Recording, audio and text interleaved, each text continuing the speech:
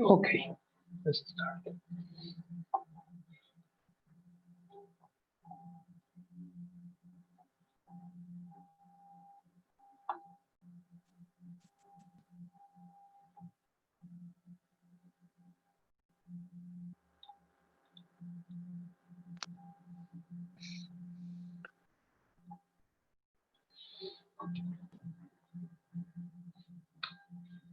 Good afternoon from New York, and welcome to all the people that has already joined and is still joining or is watching us now on YouTube live, or will watch us later, because in the World Network of Psychiatric Trainees, we have colleagues from all the world, some of them in remote areas like, well, remote as compared to New York, like New Zealand or Malaysia have connected, but also probably are working or sleeping or doing other things, but will be able to watch us later. Thanks again to all of you who have joined. It's my pleasure to introduce this first virtual forum of the World Network of Psychiatric Trainees.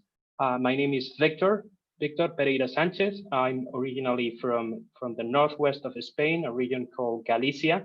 I did my residency in general psychiatry in the north of Spain, the University of Navarre.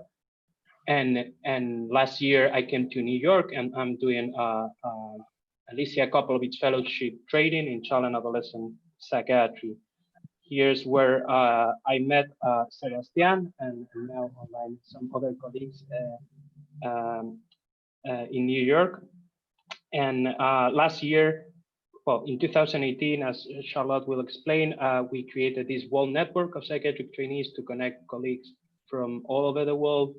And now, well, in the last months with the pandemic, the online communications tools have allow us to expand our network and to really have a framework of peer support, for knowing each other, to share information and to share stories and learn from each other. And in this context, given the recent sad happenings in the United States, we have seen it's not new, but we have seen it again.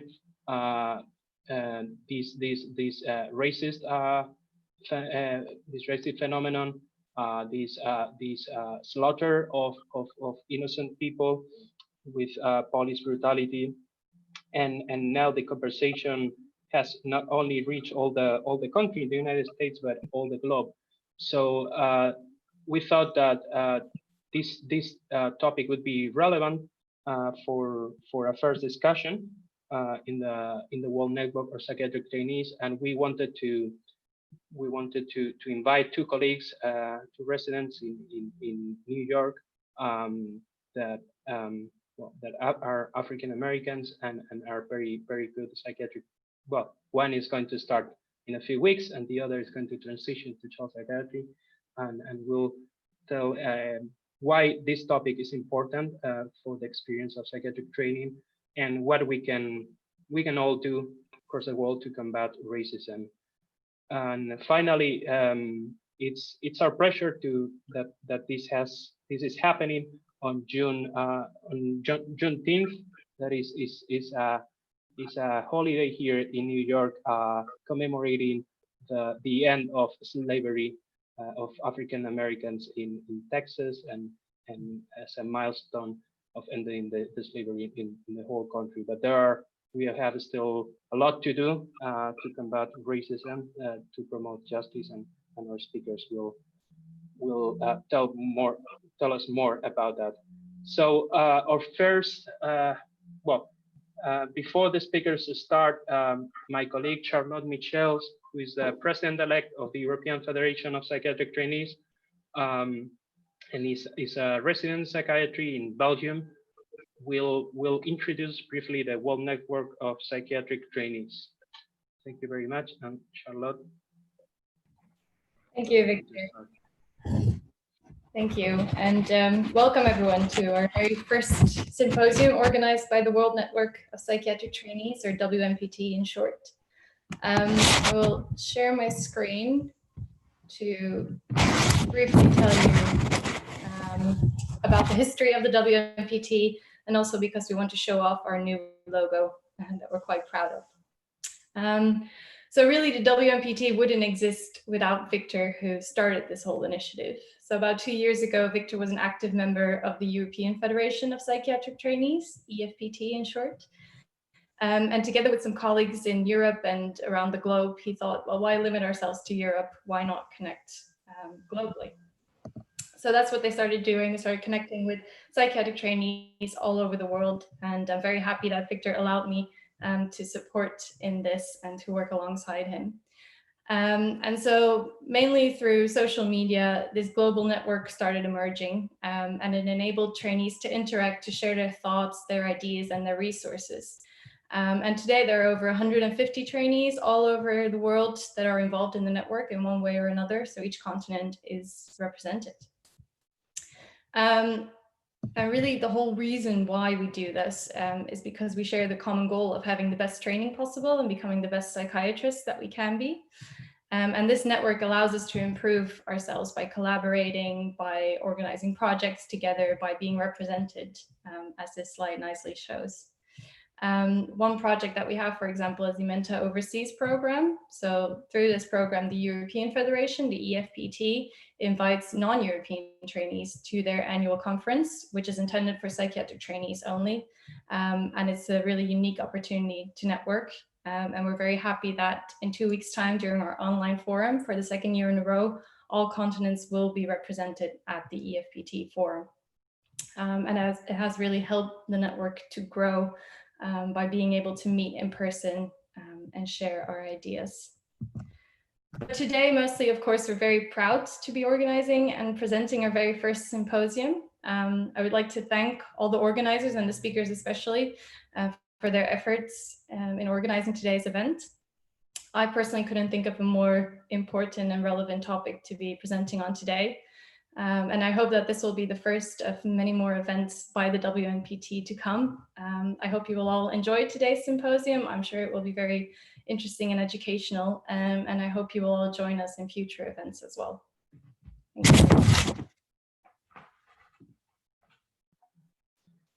Thank you very much, Charlotte. Now we'll have the central, most important part of this event, that is the presentation by Asha and Zoe. Asha Martin is a third-year resident, well, finishing third year at NYU, Langone. We are neighbors, although child psychiatry and adult psychiatry are separated and we haven't met before. And she is going to transition to child psychiatry soon. So Paul is going to start in July 1st a residency program in Mount Sinai. So before they start, so the process here, yeah, there are a lot of people. We might be even more based on the reservations. So in order to make the discussion more orderly, so we'll ask people to post their questions anytime in the chat. Put the word question in brackets and in all caps, so that Sebastian Cisneros, who is a child and adolescent psychiatry fellow at Columbia, New York Presbyterian, be able to identify your questions and moderate the discussion. So without much more words on my part, please, Asha and Zoe, the mic is for you.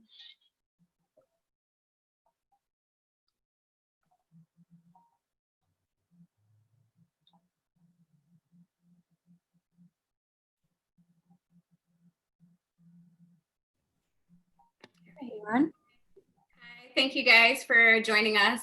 We're very excited to be here, to be able to talk to you guys about healthcare inequality, structural racism, and how that all ties into psychiatry here in the United States. So to begin, I'll just break down what structural or systemic racism is. And those are systems, procedures, and policies that place racial, ethnic minorities at a disadvantage when compared to a majority. It's important to realize that these are entrenched in various systems. So even if there's this idea that no, there were no racists, we would still have racist systems. So in order to really combat racism, we need to address individual bias and also the systems. So I'll break down what the systematic problems are just in 6 photos. So the first is money. So we know here in the United States, at least money equals power. So if we look at who controls all the wealth, on the left, you'll see that whites make up 77% of the population, yet they control 90% of the wealth in the United States. If you look at Blacks, on the other hand, Blacks are 13% of the population, but we're only controlling 2.6% of the wealth. And unless you're born into wealth, the way that you would get money would be employment, sorry. So if we look at the next slide, Blacks are 2 times as likely to be unemployed in the United States. And this is the same. If you look at degree status, it doesn't matter. If you look at location, it doesn't matter. The numbers are still the same. Black people are just less likely to get employed. In terms of education, so how do you get a job? First, education. But what we know about education here in the United States, one, Black people are more likely, like we said, they don't have the resources, so they're more likely to go to schools that are underfunded and less resourced. In terms of suspensions, Black students are 3 times more likely than white students to be suspended for the same infraction or punishment, as they would say. And suspension is kind of, you do something bad in school and you're told you can't come back for a set period of time. And then people can also get expelled. So you do something and you can't come back indefinitely. And this really leads to what we call here in the United States, the school to prison pipeline, where we have kids that usually for socioeconomic reasons, either poverty or trauma, or learning disabilities, will act out in class, and instead of recognizing the core problem, they're suspended. And then we have these traumatized kids that are under-resourced now on the streets because their parents are out working, and that just like puts them up for crime, which often leads to a school to prison pipeline, where instead of getting service in the schools, we have students that are getting serviced in the prisons. So this segues nicely into the next slide. So what we know is Black people are 3 times more likely than white people to be killed by the police. And this is troubling.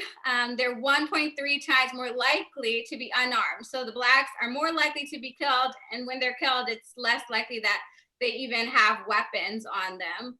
They also did a study that shows that white police officers react more quickly when using a gun to shoot Black people. And we saw this with the murders here in the United States, most recently George Floyd, Breonna Taylor, but before that, there were several, Alton Sterling, Philando Castile, and the list just goes on and on. And while we know that Blacks make up 13% of the general population, they make up 40% of the prison population. And like we said, this is for various reasons, trauma, unemployment, housing, and then also most of the people that are in jails in the United States are locked up for non-violent crimes. And for Black people, this relates to drug-related charges. And even though Black people in the United States use substances at the same rate as white people, they're more likely to get arrested for their crimes, and they're more likely to get longer sentences.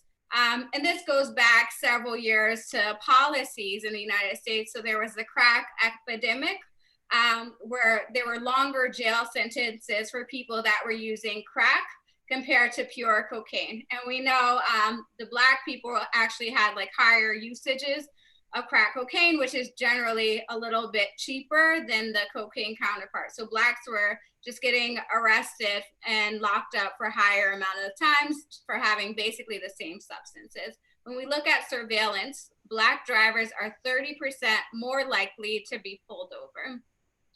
And this is just, again, there's surveillance. Black people here are often seen as a threat. So we see the threat before we actually see the person. And this just is some of the systematic things that we see here. So I'll turn it over to Dr. Paul, who will talk about healthcare inequalities. Yeah, so when we're talking about healthcare inequalities, kind of what we're looking at is the differences between healthcare outcomes between different populations of people. And in order to understand these different health outcomes, we need to understand all of the factors that lead to those health outcomes. So those are called social determinants of health. They are split into 6 categories here, and kind of running through them really quickly. Economic stability. So if we're looking at this in light of COVID, since that's kind of what we're looking at most recently. So employment, income, expenses, debt, all of that leads to when patients want to go to their doctor for regular checkups versus emergency visits. So if I'm having a toe problem, go for an emergency visit, or do I just go for a checkup? When you have money, it's different because you're like, oh, I can afford to go to the doctor versus not. That's a big factor. Neighborhood and physical environments. So housing, that was something that we saw was very important during this COVID pandemic, because people who are Black tend to live in tighter living quarters. And so the virus was able to spread more easily. In addition, people who are Black also, especially here in New York, tend to be more likely to be healthcare workers. So that means they're taking public transportation and having an increased risk. Also safety, parks, playgrounds, walkability, zip code, that all impacts your environment. Also education. So when it came to COVID, having an understanding of how the virus is transmitted, having that fear, all of that is very important when it comes to healthcare outcomes. Something else that's very pertinent here in New York is food deserts. So food deserts are places that have more fast food restaurants than healthy grocery stores. And that leads to a lot of different factors, one being the chronic illnesses that we see. And we know that those chronic illnesses then led to higher risk when it came to COVID. So that's important to talk about. And then talking about community, so social integration, support systems, especially stress. When we're talking about stress in the light of COVID, stress dealing with the fear of everything, all of the stress that you feel has a very big impact on your health outcomes later on. And then the healthcare system. So do you have insurance, healthcare coverage? That's a big factor. Another thing that we talk about is implicit bias, clinician bias, or we see a lot of examples of women who go to the doctor, especially Black women who are pregnant, and they feel like they have a problem. They're actually more likely to be sent away. And then we'll talk about it a little bit more later, but they're more likely to have the poor health outcomes. So looking at just a couple of charts. So here on the left, we have a chart that talks about COVID-19. So kind of like I mentioned before, Black people were far more likely to have COVID-19. Either they were hospitalized with it, they were non-fatally hospitalized, and a far higher percentage of Black people died from COVID-19. And that has a lot to do with the social determinants that I was just talking about. But when we look at maternal death rates here in New York and America, so Black women have more than 3 times as likely to die during childbirth. And that is actually regardless of your socioeconomic status. And that number, unfortunately, has been like that for many years. It's actually similar to the number that when people were enslaved, and it's very, very concerning. So it's definitely something that's important to talk about, because when you're looking at these different healthcare outcomes, you want to have a better understanding of how we got here. So how exactly does this play out in terms of the world of psychiatry? So Dr. Paul already talked to us about access to care. So Black patients in general have less access to general care and especially mental health care. This is for a number of reasons. The first is provider bias. So they actually did a study here in New York City. They had 2 patients, same presenting illness, same socioeconomic status. They said they had the same insurance. Just one was Black and one was white. The patient that was Black was much less likely to get an appointment with the provider, and they were more likely to hear, sorry, we're all full. And then they did a second study where they had white sounding names compared to those names that sounded more ethnic. And again, same presenting complaint, same ability to pay for the services. And we saw again that the white sounding name was more likely to get the mental health appointment. And then also one thing that leads to less access is stigma. There's a lot of mistrust of the healthcare system and stigma in the Black community still. So oftentimes mental illness is still viewed in some parts as a weakness. And then there's also this view that you get your mental health care first in the church, and then only for extreme circumstances do you go to a psychiatrist or a mental health professional. And knowing this, unfortunately, we just don't have that great of an alliance like with the church. If we did, then we might be able to reach out to more of these patients that are using churches for mental health care. And another thing in terms of access, we talked about how Blacks are disproportionately represented in the prison system. So they're actually more likely to receive their mental health care there. In the United States, the prison system is the largest provider of mental health care. That's for Blacks and whites, and for Blacks especially. When they present to the emergency room, they're more likely to be admitted involuntarily instead of offered a voluntary admission, which further leads to mistrust of the healthcare system. Another big thing is psychosis. So in terms of diagnosis, Black patients in the United States are more likely to receive a diagnosis of schizophrenia when they present for mood symptoms. This has been shown to be a misdiagnosis. They're also, in terms of medication choices, when they are diagnosed with a psychotic disorder, they're more likely to be offered some of the older medications like haloperidol, and they're less likely to be offered risperidone and olanzapine. Additionally, when they have many failed medication trials and multiple hospitalizations, they're less likely to be offered a trial of clozapine or clozaril. And if we look at this photo here, this is one of the earliest advertisements for haloperidol. It says, cooperation often begins with Haldol, a first choice for starting therapy. It acts promptly to control aggressive, assaultive behavior. And if you look at the picture here, we have a Black man, not really doing too much, but they say assaultive and belligerent, and just like the dark themes coming through. And this was very much common in psychiatric advertisements. It's this idea that the Black person, Black skin is dangerous, it's a threat. And we see that even today. Blacks, like we said, are more likely to get involuntarily hospitalized. They're more likely to be placed in restraints when there is a code. And they're more likely to be offered intramuscular or IM medications over PO and when we're trying to de-escalate in an emergency situation. In terms of adolescence and trauma, we talked about the school to prison pipeline and how there's various things that can lead to trauma, socioeconomic status, also vicarious trauma. So watching people that look like you constantly be murdered, either by neighborhood violence, or now we can see social media, you can watch people that look like you brutally murdered by police. And that leads to trauma. And when they present to psychiatrists, oftentimes they're not screened for trauma and they're not treated for trauma. They're more likely to be diagnosed with ODD or oppositional defiance disorder or conduct disorder. And they're more likely to receive antipsychotic medications versus antidepressants and appropriate therapy treatments. So now we're going to talk about our personal experiences in the world and things that we have kind of encountered. Okay, so speaking up and staying grounded. So it's kind of like how Dr. Martin mentioned before, there's two pandemics happening.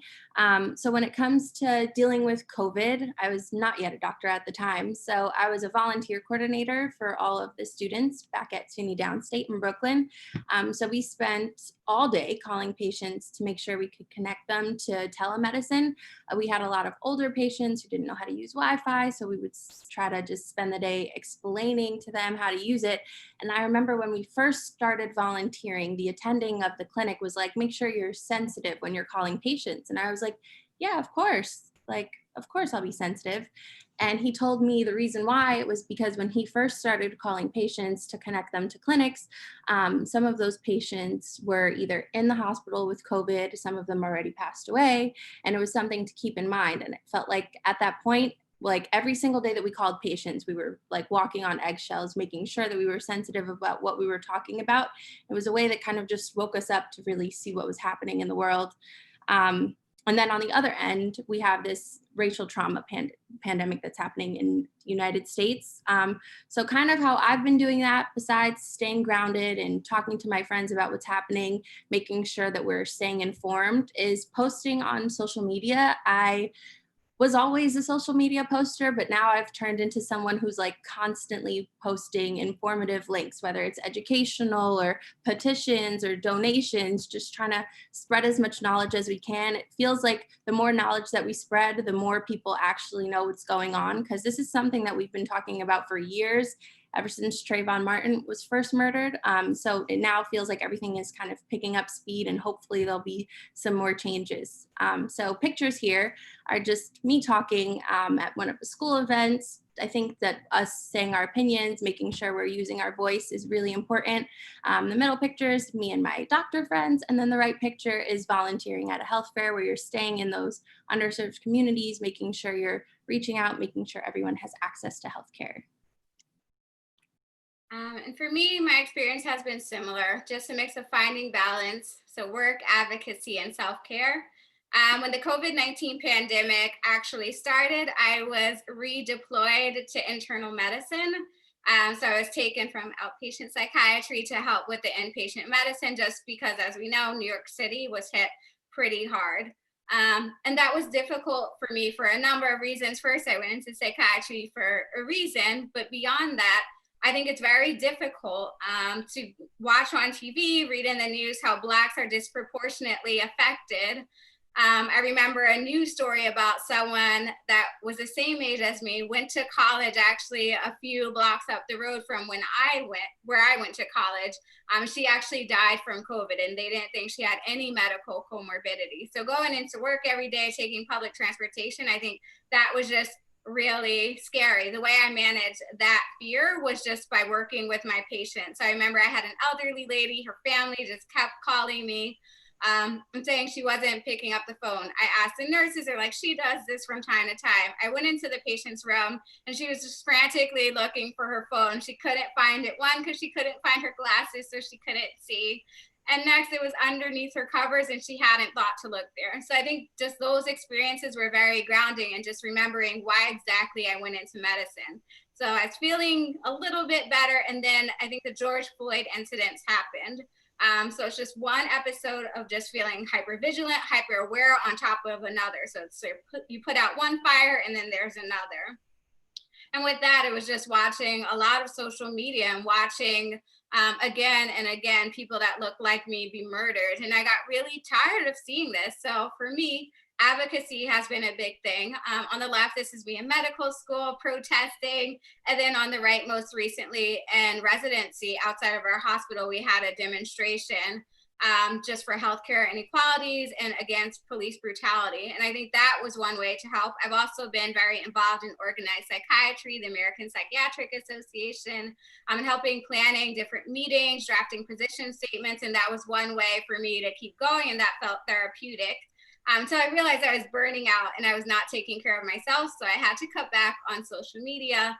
And then I think the hardest part for me was allowing myself to have a break. I live in a neighborhood that's like very trafficked by the protests. So it's difficult for me to actually walk past the protest to go to the park just to recharge. But at the end of the day, I had to realize if I'm burnt out, I'm just gonna get bitter and I won't be able to help my patients. I won't be able to do my advocacy work. And I just won't be able to take care of myself. So it was just allowing myself to have some time to have self-care. I mean, we tell our patients all the time, take time to rest. And I think as psychiatrists, it's important that we actually take that advice ourselves. So in terms of things that we can do, the first thing is education. Know your biases, know what implicit racism is, know what systemic racism is, and just like read, stay informed, know what's going on in your community. The next thing is speak up. So when you see something, say something. If that's like a microaggression or someone saying something racist, speak up, call them out. The way I do this, I usually, if someone says something to me, I usually just question it back instead of providing an answer, just so that they have time to really think about what they were saying. Community engagement, get to know your community. This helps with building relationships. One, listen to what your patients are saying. And this is really important for me. You got to believe your patients. I remember I was an intern at one of our inpatient sites, and I had a patient that came in after having a panic attack on the New York City subway. And he said, as soon as the police came, I just got to the ground and I put my hands up because I was so afraid that they were going to murder me. And this was early when there were the arrests with Philander Castile, the murders, and also with Alton Sterling. And this gentleman was just so fearful for his life and so afraid of police that he went on the subway, which is gross in New York City for those that don't know. And what was troubling most about that is when he told the story, when we were talking in rounds, my attending said, "That's psychotic. Police aren't out here killing people." And I think that was just disturbing. And I spoke up, another colleague spoke up, but the fact that the default is to not listen to our patients' stories and to name it as psychotic is troubling. And that's probably not the first time. And maybe if I weren't in the room, my colleague, maybe this person would have been started on antipsychotics inappropriately. And I just want to say what we know about psychosis is a break from reality. So in this situation, I wonder who was the real psychotic person.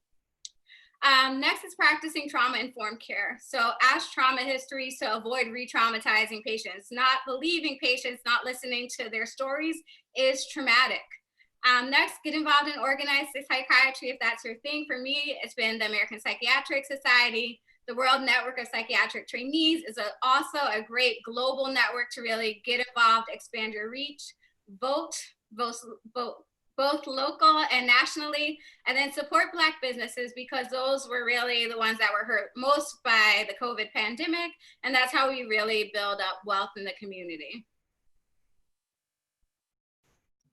So as Victor mentioned before, today is Juneteenth, so I want us to just learn a little bit more about it. So June 19th, 1865, it was the day that the federal troops arrived in Texas to ensure that all enslaved people were freed. The reason why this is such a big deal is because the Emancipation Proclamation was actually written 2.5 years earlier. So it took 2.5 years for the paper that came out that said slaves are free to actually for it to come into fruition. And even after 1865, there's been a couple of videos and articles written about people who were enslaved all the way up until 1960s that they didn't even know that they were free. And when they did try to leave, they were actually dragged back by the KKK. So that's important to talk about. And just like how Dr. Martin was mentioning before, mass incarceration, when these people are incarcerated, they're very frequently used for prison labor, and they're not paid at all, which is very similar to slavery. So it's important to know what Juneteenth is. It's important to celebrate Juneteenth because we do have more freedoms than we used to, but we have a lot more freedoms to go. And it's something that we should all be aware of so that we are kind of staying passionate and moving forward. And these are some resources based upon what Dr. Martin was talking about before. So looking at education through the APA, they have a lot of different links that talk about African Americans and mental health and the limited access.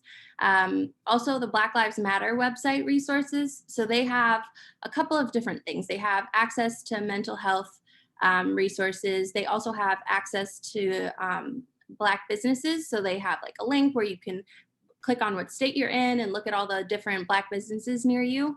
And then SAMHSA, same thing, they talk more about the inequalities that are in behavioral health, and that's important to look at. And then here's a reading list. I know we're all very busy, but it's very important to read as much as we can about what's happening and different people's experiences.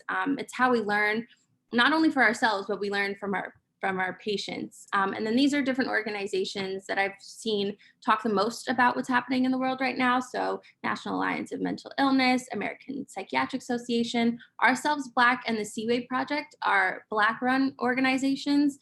So they talk a lot about like self-care tips and a lot about how the racism impacts how we're all feeling now.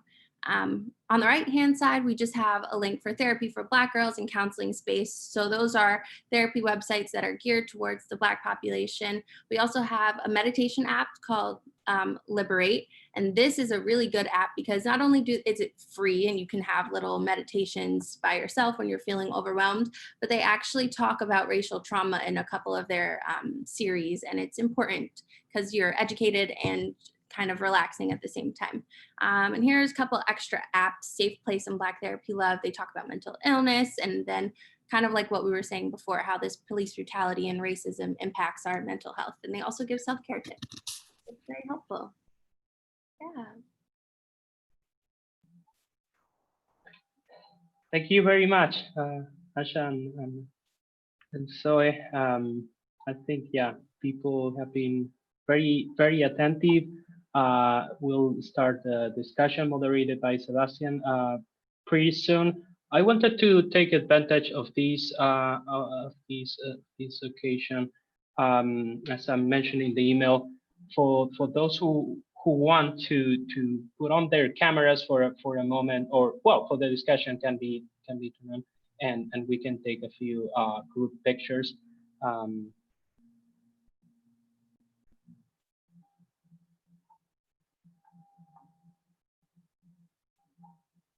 You can say with proud that you have been in the first virtual forum for the World Network for Psychiatric Trainees.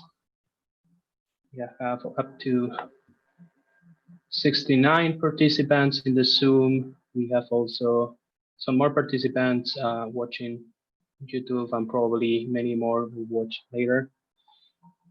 Yeah. And yeah, probably from all parts of the world.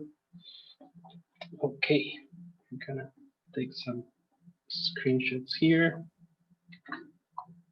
First, we have several screens of participants. So this is the first one. Smile. Okay, second page.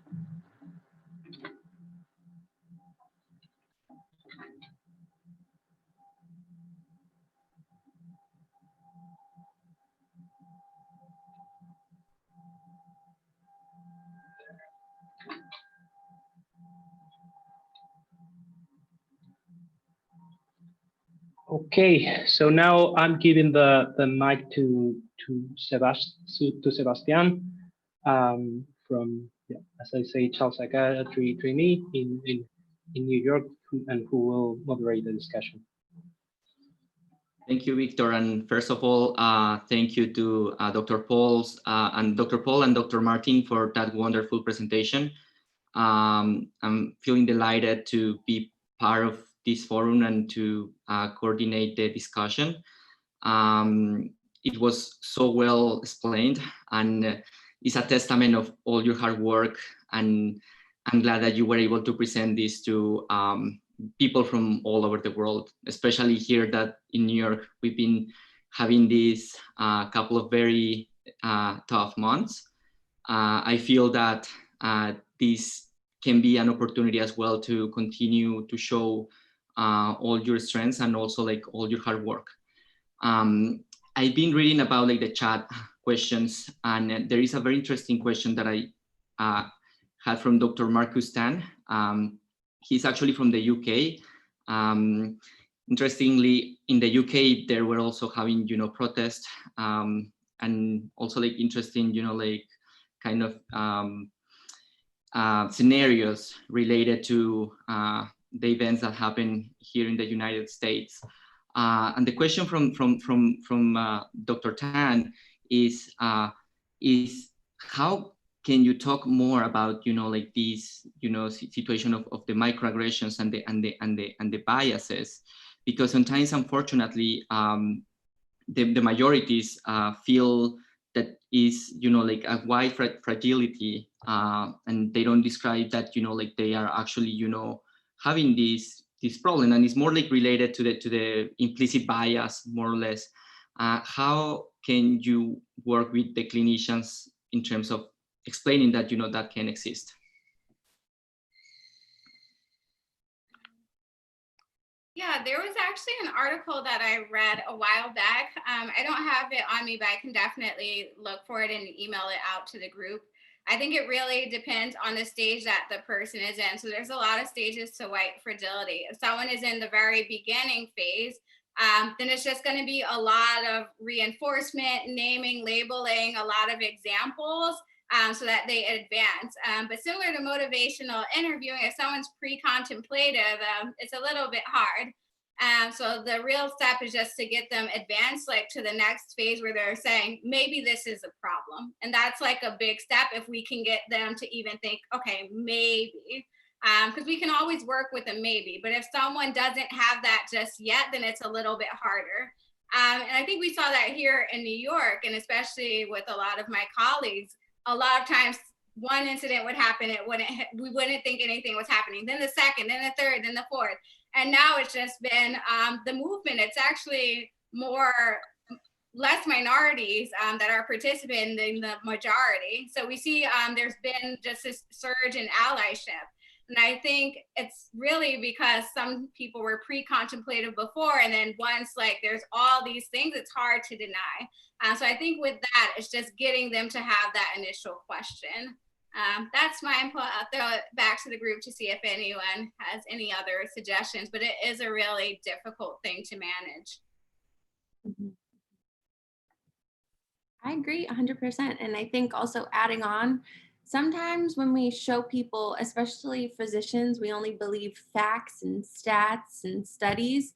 And there are quite a lot of studies that we can look up that like show things that we are talking about. So when we talk about healthcare inequality, there's a lot of like actual data that we can show there's differences between the groups, and that can help. But again, like Dr. Martin said, they have to be in the maybe state or else they're not going to listen much. Thank you for your answers.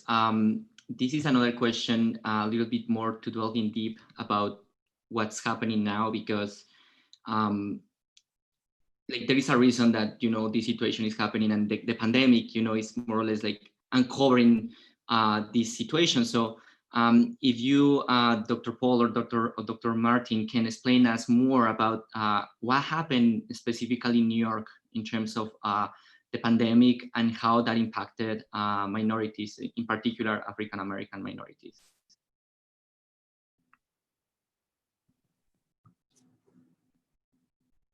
You want to tackle it, or do you want me?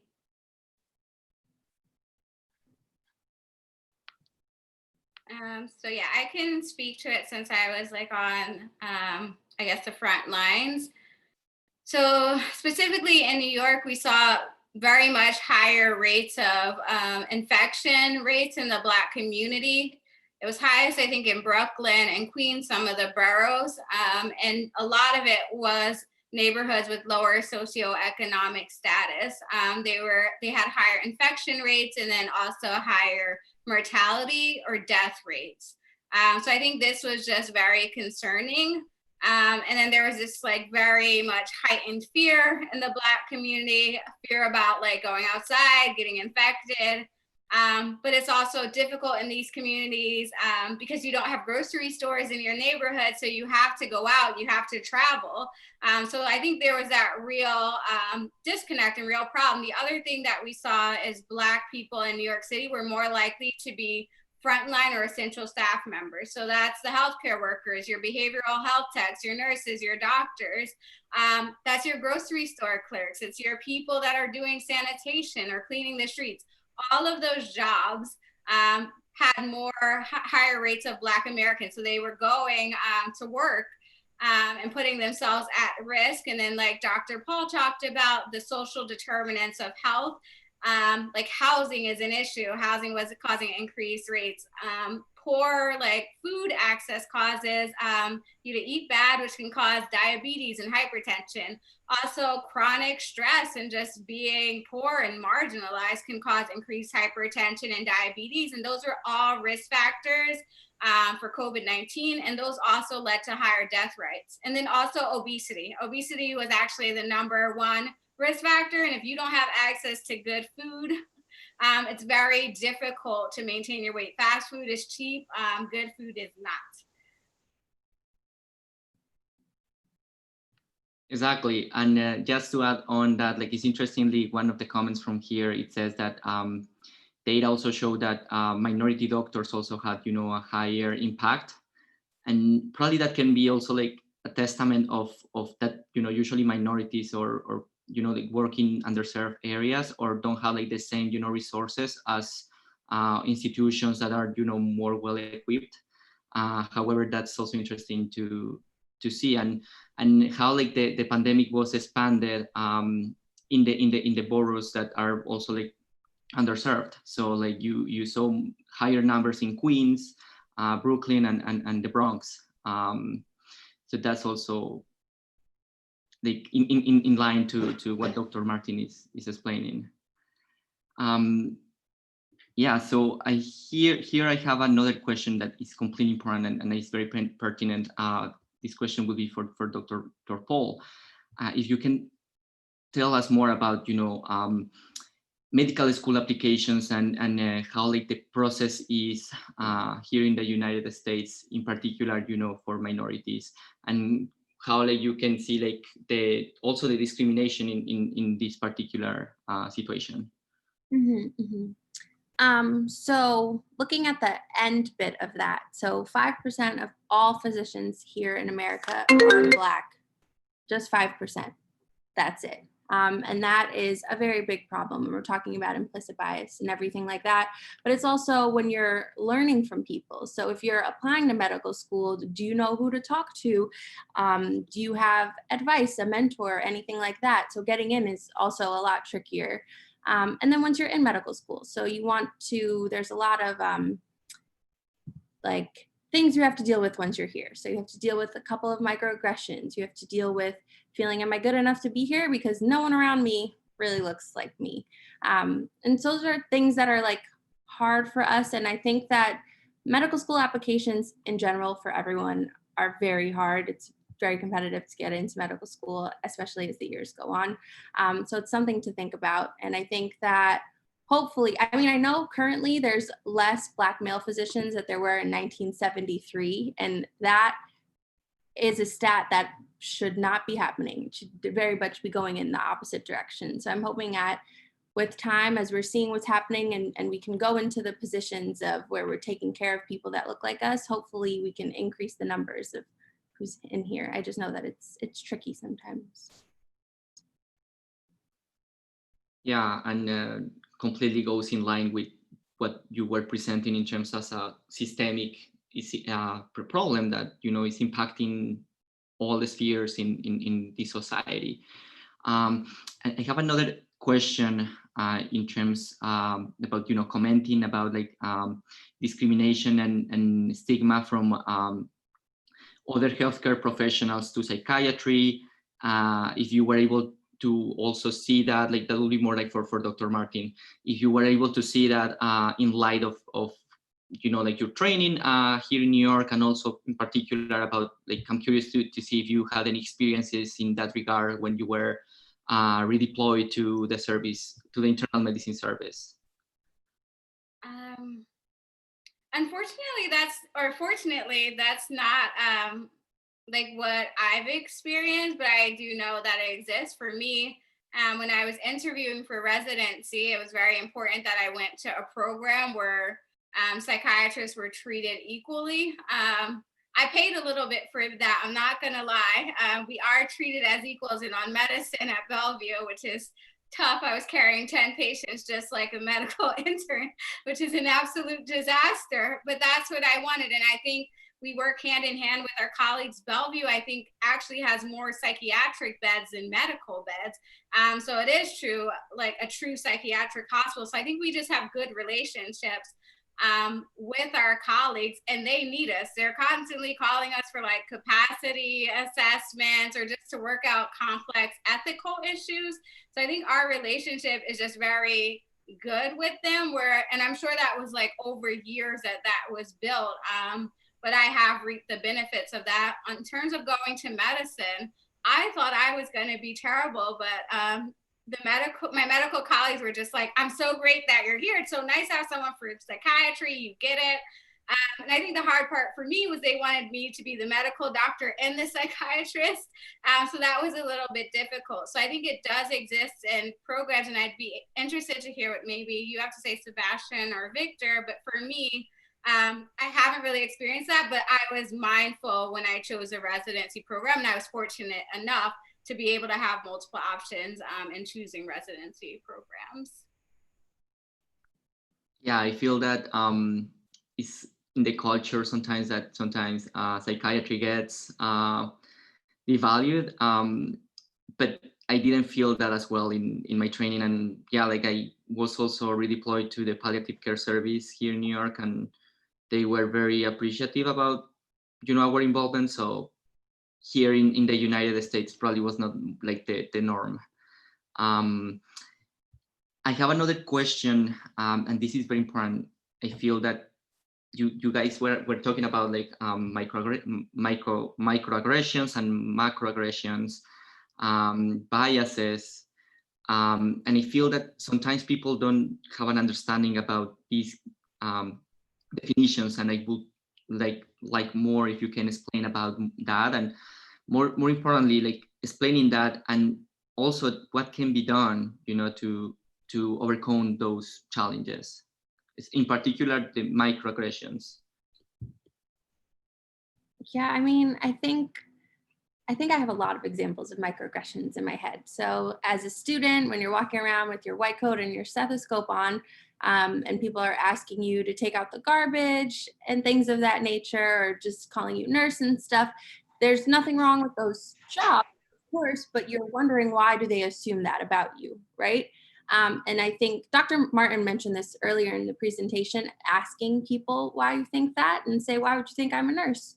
Or how can I help you? Or, yeah, and I think that it can be difficult sometimes, because and your initial reaction is to be offended. But if you go at it from a point of view where you're like, okay, I'm trying to understand, they're not like, see what their point of view is, instead of just like straight going to, I'm a doctor, because that's not going to help either. And so sometimes you can go to that end. I think there's one example that's fresh in my mind of when I was a sub-I. It was me and another Black male student, and I had a psychiatry resident. He was talking to us and we were listening. It was like a conversation, and that other student left, and that resident was like, don't you find him to be angry all the time?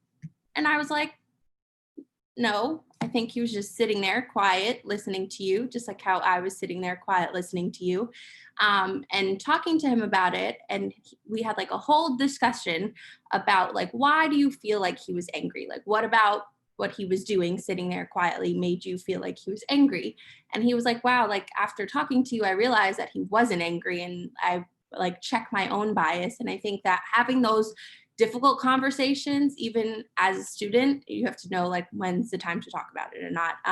But with that resident, I felt open enough to talk about it, and you can change someone's perspective so that they can kind of check in with themselves, because like we mentioned before, a lot of these biases are implicit, so you don't realize when you're thinking negative thoughts about other people. And so when you have someone there to question that, to say, why are you thinking that? And I think it helps with the perspective. Amazing explanation, and goes in line to also like certain comments here from like people from all over. There is a comment from Germany, and also from Latvia, and also from Nepal, that, you know, different kinds of discrimination happen. In particular, you know, like about, you know, like race, but also about, you know, other kind of discriminations. But I'm trying to switch more in terms of, because this is a global problem. If you can expand a little bit more, Dr. Martin, about what you've been doing in terms of your advocacy, and what can be done, like how can we foster more knowledge so other colleagues, you know, from all over the world can work in these. Mm-hmm. Yeah, I think for me, it's been working like with the American Psychiatric Association. I've been lucky to have a fellowship, so I am on one of the councils. I'm on the Council for Children, Adolescents, and Their Families. So whenever there's an issue I feel important to raise, like I bring it up there. And that's like on the national level. I think what I've been doing more with the program, and I paid a little bit for this too. I'm a little bit of a rebel rouser, I should say. Whenever I saw something discrimination on the unit, especially with like codes, people being put in restraints, I would speak up. Every single time I saw something, and it got exhausting, and I was labeled as like a problem resident for a while, but it eventually led to trainings at the institution on discrimination and bias. After enough like of me being the squeaky wheel, we got oil. So I think it's those little things, just constantly speaking up. For me, it's been helpful that we do have people of color in leadership staff right now. Our assistant program director is Black, and she's just been a great resource to me. And like, I feel like the program has my back when I speak up. So that's enabled me to really be a better advocate. So I would say find your people, because advocacy is hard. So before you go out there alone thinking that you're going to advocate, make sure you have support, because at the end of the day, you're going to feel beaten down, you're going to feel tired, you're going to feel exhausted. In the beginning, it doesn't feel good.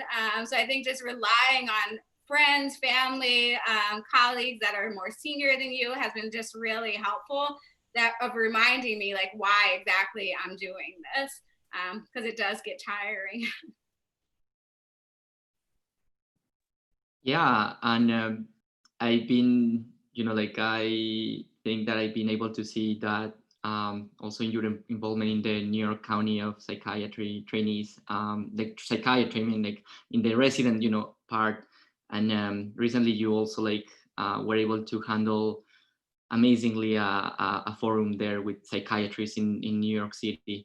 Yeah, like this is also to say that like I also belong to this fellowship for diversities and diversity and minorities, and I feel that it's important to foster this, because you are right, like can be tiring and can be completely exhausting, but sometimes it's because like you feel alone and by yourself. And when I'm noticing that 200 people sign up for this forum, and also like 66 have been showing up, it's an opportunity. I feel that we should foster connections, because this is a global problem.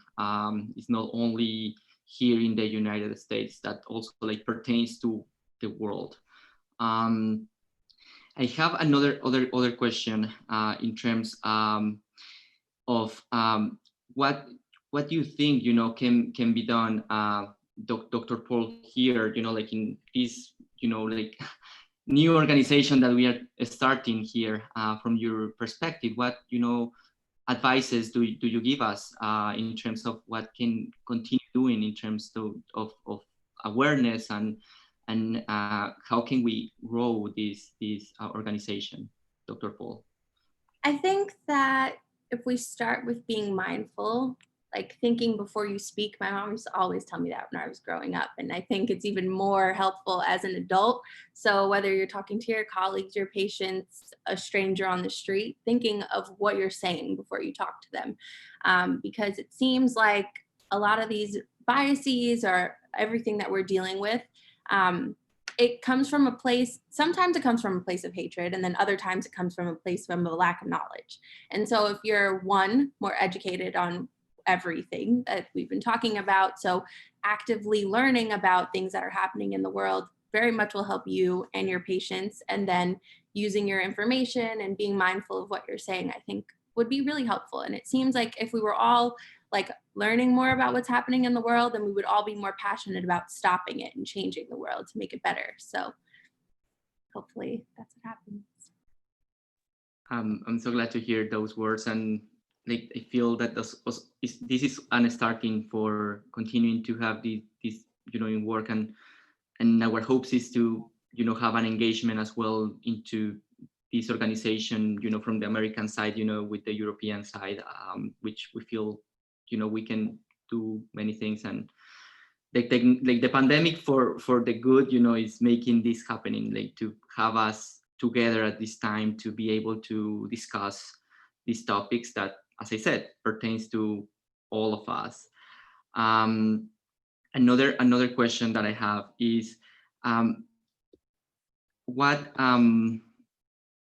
do you think, let me see exactly.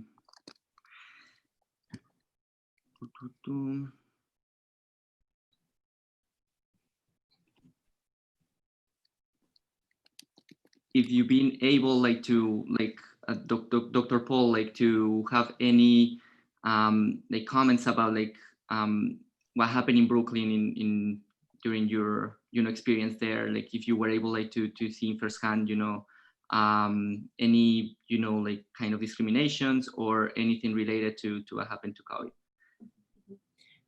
So I loved learning in Brooklyn. It was my favorite part of like my whole educational career, is treating people who looked like me. And it seemed like kind of what Dr. Martin was saying before, especially like psychiatry related, there's a lot of involuntary admissions in Kings County, the hospital that I worked at. But it also seemed like there wasn't as many benefit of the doubts when people were treating patients. So whether that was primary care or when I was on medicine, when I was on OBGYN, it seems like there was just not enough advocacy for patients. It was just like assuming the worst. So, oh, I'm just going to assume this mother is not going to take the best care of their child coming into the world, or I'm going to assume this patient won't follow up for their primary care visit. And I think that comes from having experience in a neighborhood that like where the people are, you're not familiar with things, right? And so you're not able to explain to the community why you're doing certain things. So I feel like when I talk to patients and I would say, okay, this is the medication regimen that they're going to give to you, explaining to them in plain terms why you're changing it or things of that nature is very important, because mistrust, especially in Brooklyn, was very apparent. Most of the patients I ever talked to never trusted their doctors. And they would say, oh, they don't want what's best for me. And that could be true. There was definitely some examples I saw of doctors not looking at what's best for their patients. And it's not because they're bad doctors. There was a lot of just because they're tired and burnt out doctors because they're working hard all the time. But I think that if you take that extra 30 seconds to make sure your patient understands what you're doing, if you just say your mindset, I'm changing this because I want to do this, it creates like a totally different conversation, like patient doctor wise, to kind of open up like where the patient feels like they're involved in their care and they feel like they understand kind of like what the program would be for them. So I think that's what I said. Thank you. Actually, Dr. Martin is asking a great question. Thank you for this question. This question is to Dr. To Victor and to myself. What have we been seeing here in terms of child and adolescent trainee like patients in terms of the pandemic and systemic racism? You want to have some words, Victor? I would say, yeah, thanks. Probably you can give more perspective. During the last months, I've been more doing psychiatry in this office you are seeing, and not seeing patients and the other. No, but what I would say, I think, yeah, when we think about children and children from minorities here in New York. Well, I think in my program in NYU Langone, we see both people in the public hospital in Bellevue, also in the private hospital in Langone, so we get kind of a good exposure to both. But I would say my take is on something I think I can learn and I can be more mindful when we see children with well, any children with a mental health problem or who is coming to our consult maybe has not disorder, the problem is in their family or in the system or wherever, but it is us who have to determine and to try to help that kid. But I would say if I would say let's treat every children well, let's see every children as something that can develop for the good, that it can become an adult, and sometimes we might tend to see, well, at least some of us may tend to say people maybe from minorities are coming also from poor neighborhoods and come with a very difficult problem, come to our consult and we say, well, this kid, yeah, the problem is around him or around her, and we cannot do anything. We cannot expect much for their children because the environment she's surrounded is not good. So, but yeah, let's put the same effort in those people, in those kids, as we will put in any other kid, and what we can do to address these social determinants of mental health. Let's put our best efforts. Let's work together with social workers, with wherever, but let's have all the hope put in every child, no matter its background. Thanks. Yeah, in my experience, thank you for bringing that, Dr. Martin, because interestingly, like before the pandemic, I was able to see the situation, the impact of the disparities here in America, and the impact in minorities, and the access to mental health services, in particular, in Hispanics and African Americans, and I saw that contrast.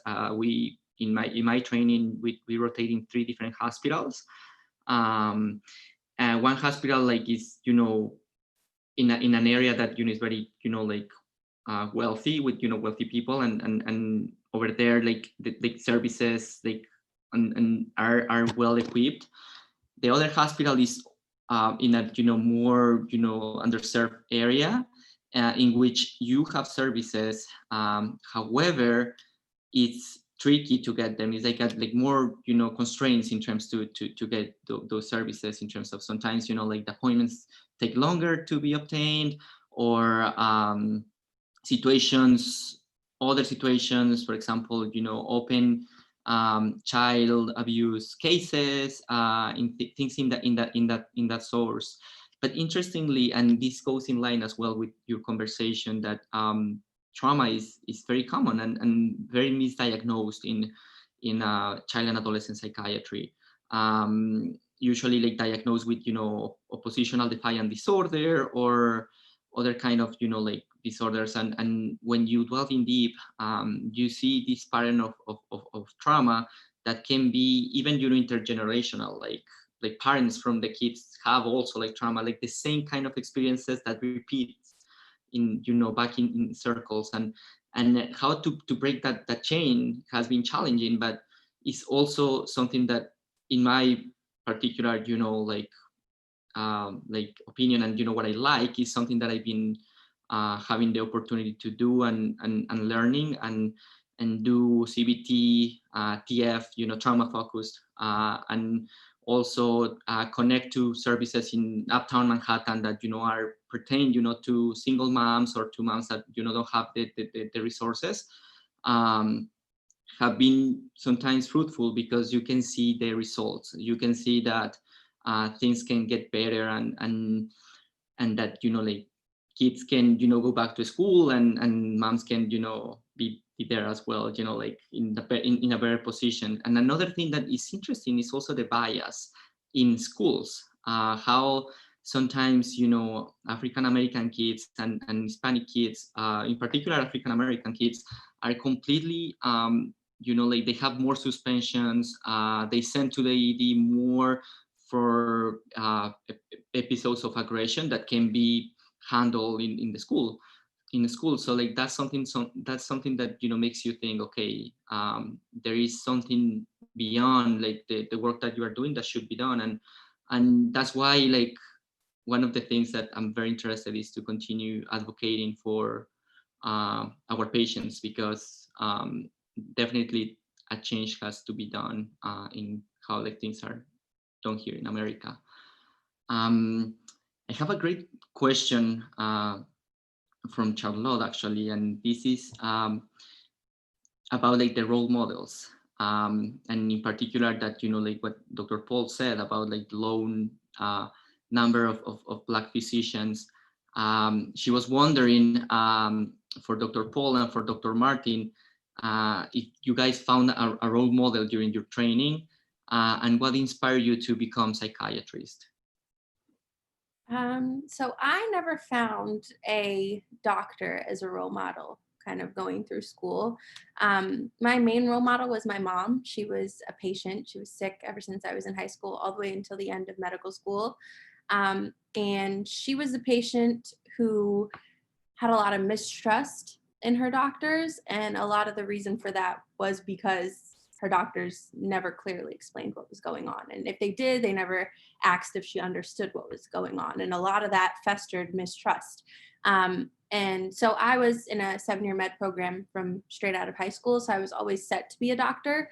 I didn't know what kind of doctor I wanted to be, but I knew, like, seeing my mom and what she was going through, I was very determined to be a physician who explained things to patients.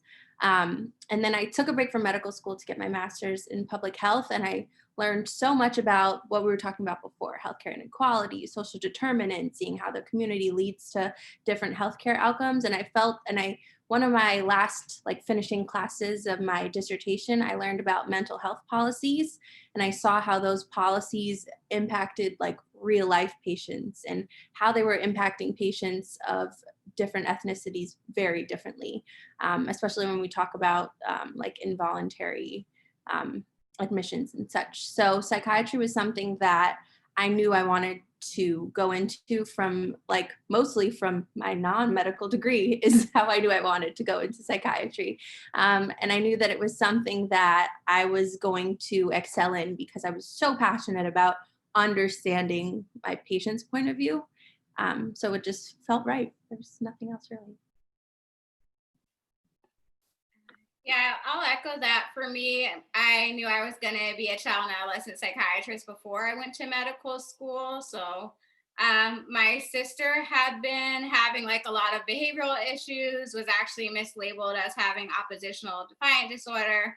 Wasn't until we got to a psychiatrist that she was actually labeled as having autism. And once she was connected to a bunch of resources, she's doing well in a community school, set to graduate, go to college, those sorts of things. But it was it took a lot of work. One, finding a psychiatrist, a child psychiatrist, is incredibly difficult.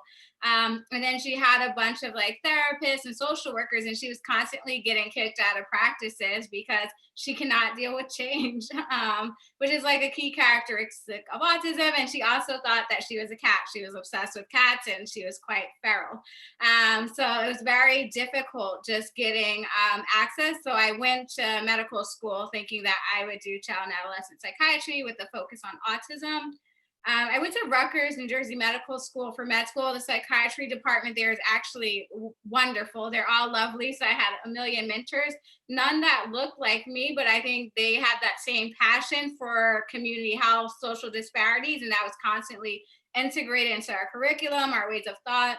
And they were also passionate about organized psychiatry. So that's how I got involved with the American Psychiatric Association.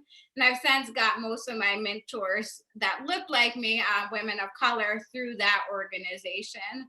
But I would say it was my medical school. They were wonderful, connected me with APA. And then once I was in APA and had a seat at the table, the opportunities were endless. Thank you, Dr. Martin. And needless to say that you were the best 4-year medical student I had during my adult residency training. Another important thing here that I'm seeing, and a lot of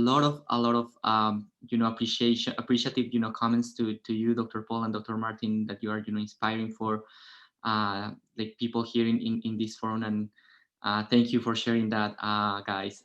Another thing that is important to I think to talk is about the resources that you put in the last slide of your presentation. If you can tell us more about that, because that will be very important for us to know.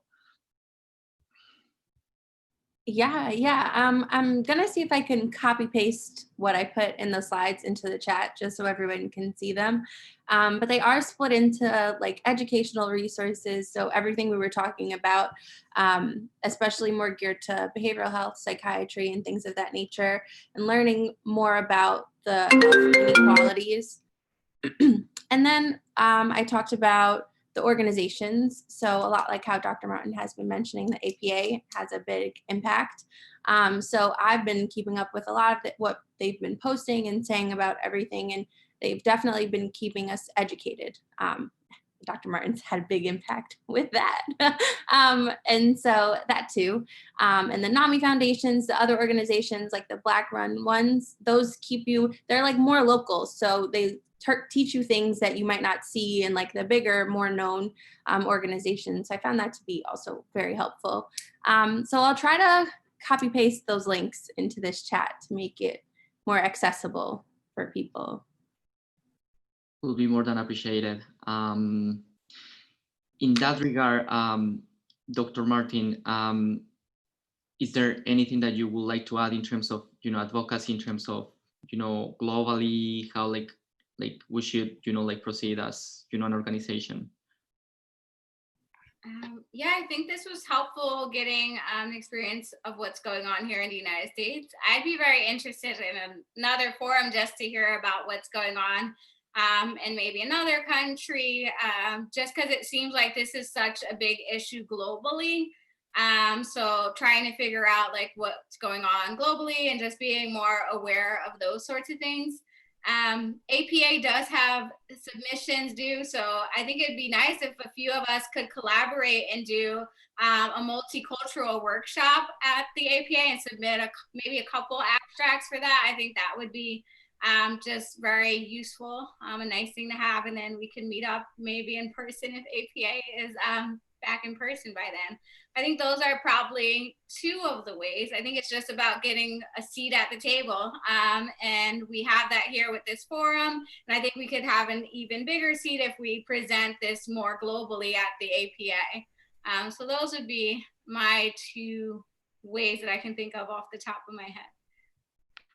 Yeah, like, because we probably might know more about the American Psychiatric Association and the councils that, they have, they have a Council of Global Mental Health, another one about minority and health disparities.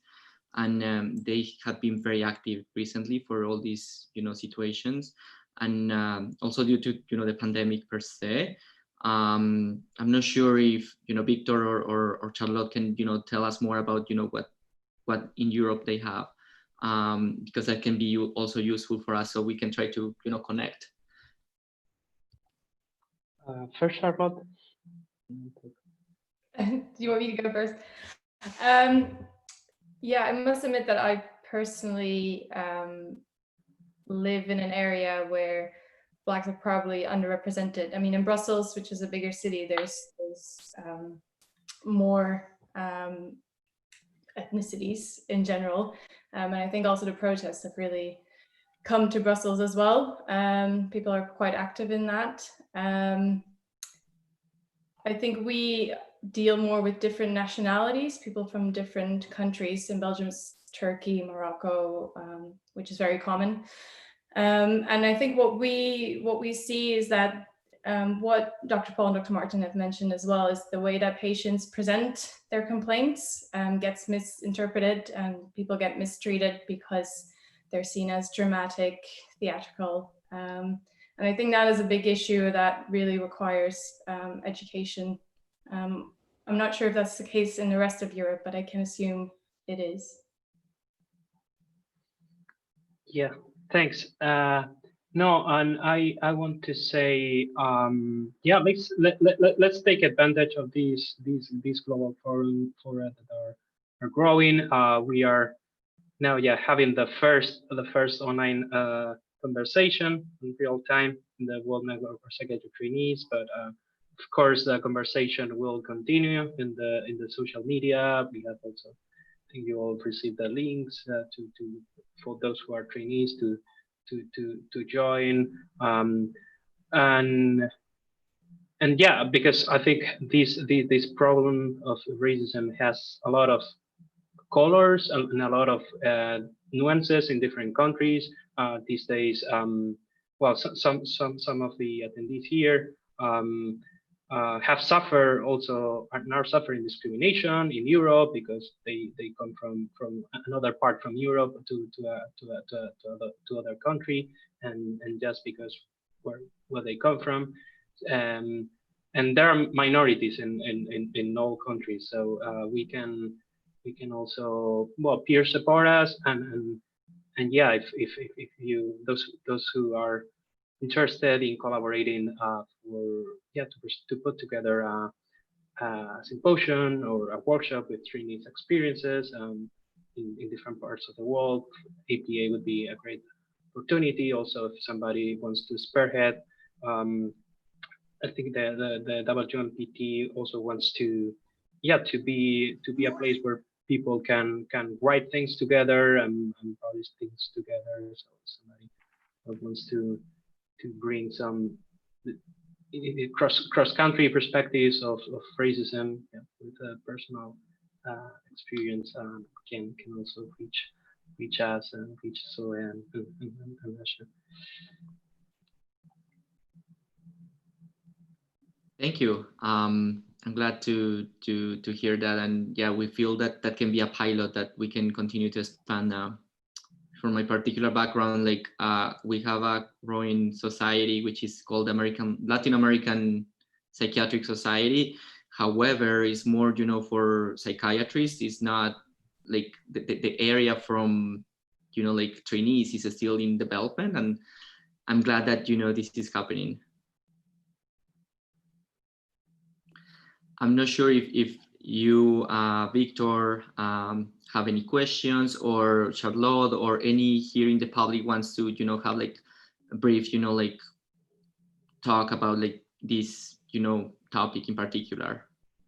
Their experiences in Europe. Experiences, exactly. Somebody wants to speak up. It's the moment.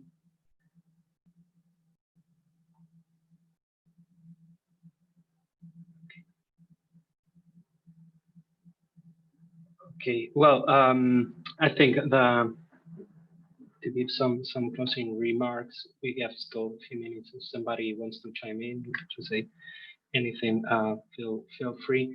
But I think the tipping point is, I'm not sure if my friend Eka from Indonesia is still here, because she was. Yeah, she's here. So she knows this sentence we talked about when I was meeting these colleagues in Indonesia a few weeks ago. So one idea of the WNPT. So nobody here is alone. We are here to support each other, and also, yeah, we are here to learn, to speak out, and also to ask for forgiveness when we commit mistakes, and also, yeah, I'll be the first, and if not, I will ask my colleagues from minorities to reprimand me, and I will be humble and willing to learn, but please tell us if at some point we say anything that is not okay, if we stay silent when we have not to stay silent, and yeah, because yeah, some of us have learned, have grown up with a lot of privileges, a lot of, well, and sometimes we may not be sensitive enough to people who are just who are, yeah, in our side. So maybe we can conclude if you, Asha, so I can just tell us in a few words, what would you expect from your colleagues that are maybe in social demographically better position than you, but are at your side and want the best for you as well? What would you expect from us? And yeah, kind of like what I mentioned before, just staying educated, learning as much as you can, and staying mindful. So staying mindful when you're posting things, staying mindful when you say things, and just learning other perspectives as much as you can. Thanks. And yeah, sure. Don't, for all of us, don't get tired of asking for forgiveness, because we all have mistakes, and also that, well, all we are here have good intentions, although sometimes we don't think pretty much what we say. And this is also important in the social media, right? Because it's very easy to post things.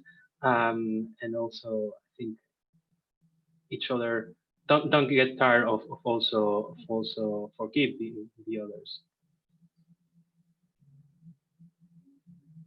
Yeah, I agree. And I just want to say thanks for creating this space. I think forums and spaces like this are exactly what we need. And I think the talk shouldn't stop from here. I think we should continue to have more discussions and think about ways that we can bring this to a broader audience.